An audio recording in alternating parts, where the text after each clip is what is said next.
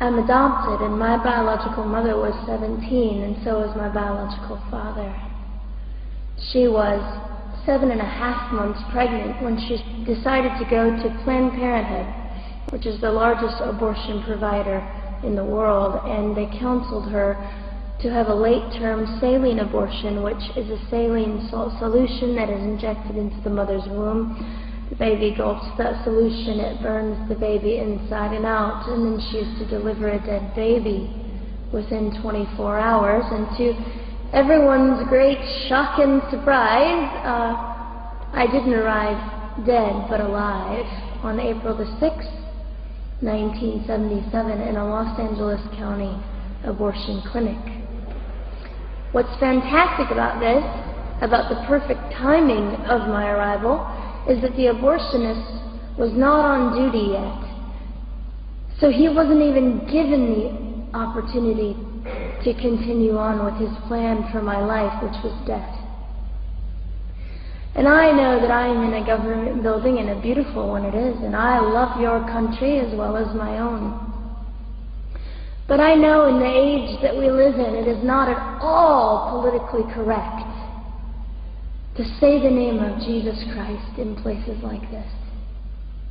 To bring him into these sorts of meetings because his name can make people so terribly uncomfortable. But I didn't survive so I could make everyone comfortable. I survived so I could stir things up a bit. And I have a great time doing it.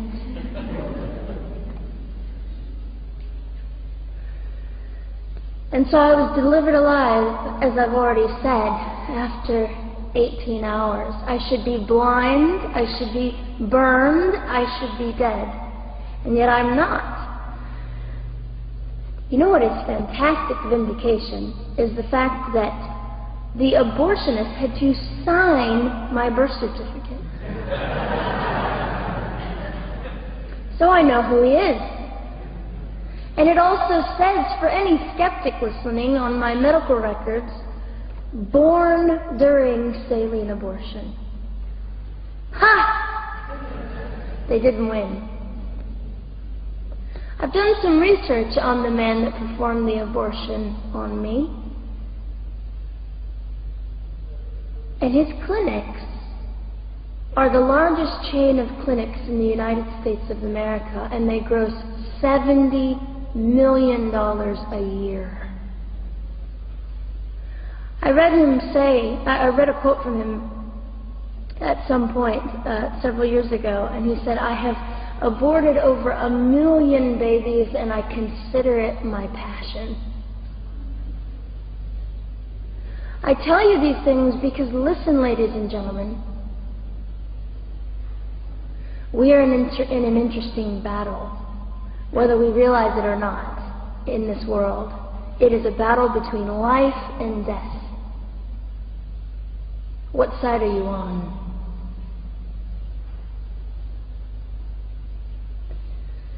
So a nurse called an ambulance and had me transferred to a hospital, which is absolutely miraculous. Generally, the practice at the time, and up until 2002, was, in my country, was to end the life of an abortion survivor by strangulation, suffocation, leaving the baby there to die, or throwing the baby away.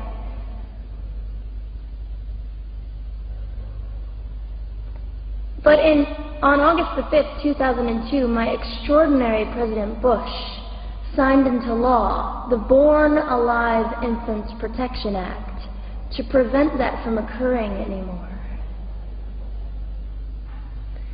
You see, we're playing for keeps. We're playing I'm hoping to be hated by the time that I die so that I can feel God about me and understand what it was to be hated. He was hated. Christ was hated. And not that I look forward to being hated, but I know along my journey, I know I'm already hated because I declare life. I say, you didn't get me. The silent Holocaust didn't win over me. And my mission, ladies and gentlemen, among many things, is this: to infuse humanity into a debate that we have just compartmentalized and set on a shelf and said it is an issue. We have removed our emotions. We are becoming harder. Do you really want that? How much are you willing to take, and how much are you willing to risk to speak the truth in love and graciousness and stand up and at least be willing to be hated? Or at the end of the day, is it all about you or me?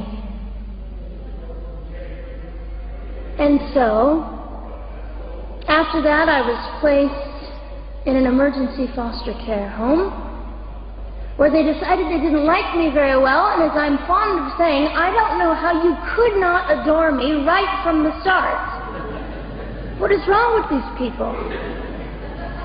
But they didn't. You see, I've been hated since conception by so many, and loved by so many more, but most especially by God. I'm His girl. You don't mess with God's girl.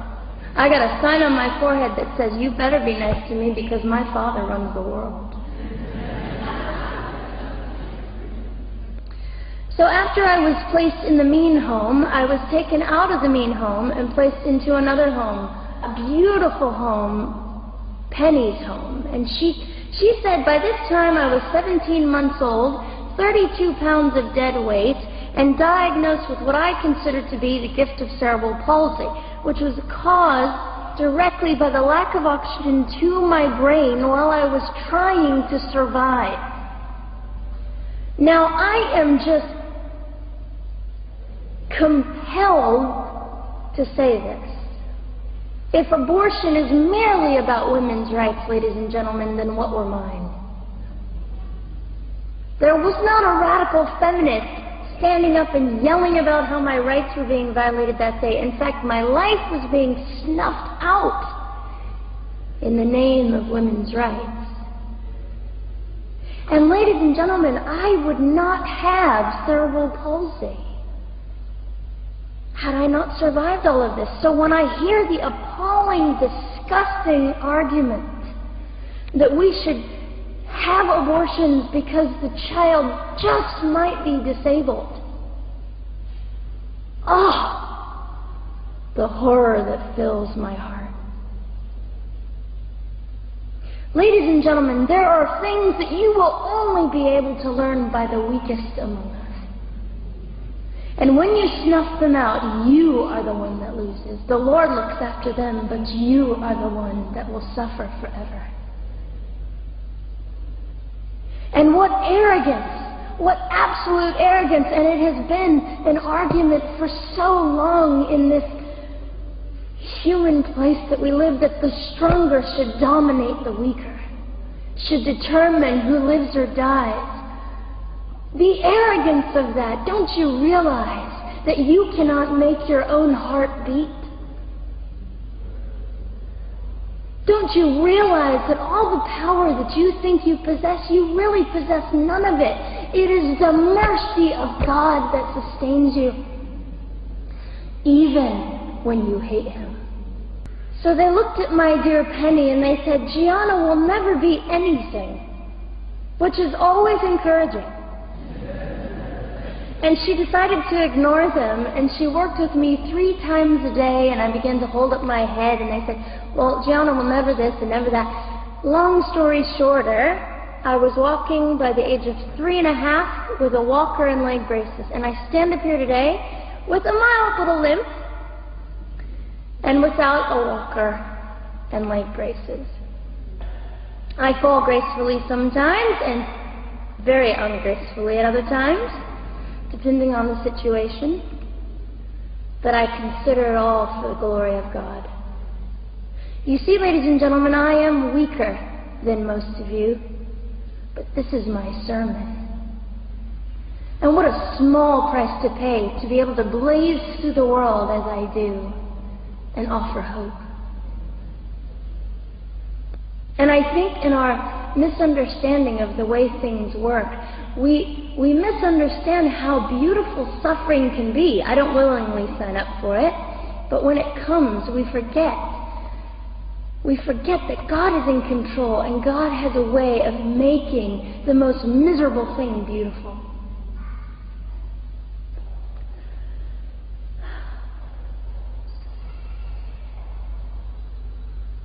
I have met my biological mother. I have forgiven my biological mother. I am a Christian.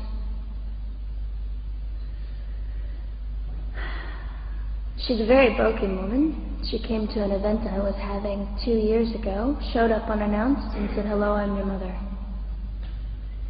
And it was a very difficult day. And yet, while I was enduring all of this, you'll probably think I'm silly, but I was sitting there and I was thinking, I don't belong to you. I belong to Christ.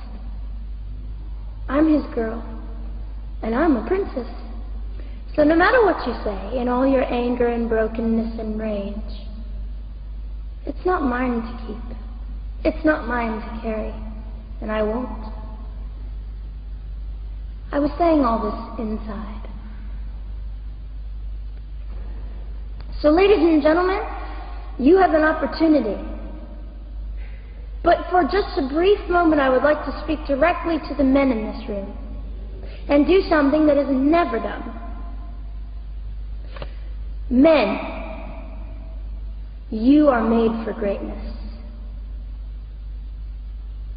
You are made to stand up and be men. You are made to defend women and children, not stand by and turn your head when you know murder is occurring and do nothing about it.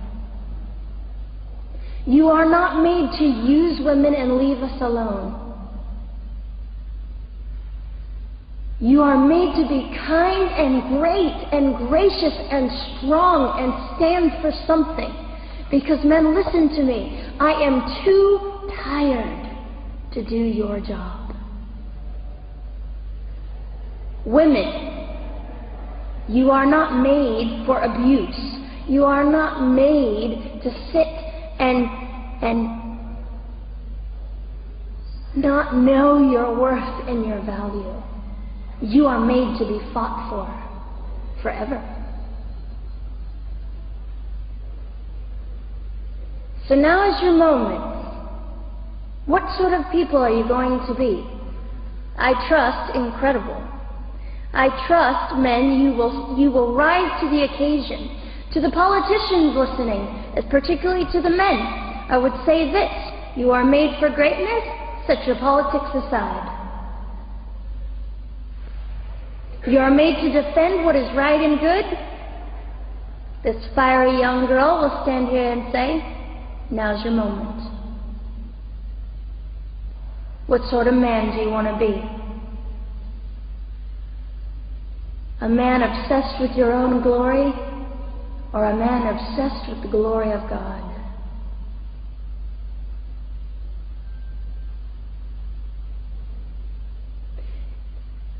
It's time to take a stand, Victoria.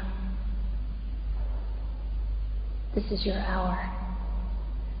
God will assist you. God will be with you. You have the opportunity to glorify and honor God in 2008.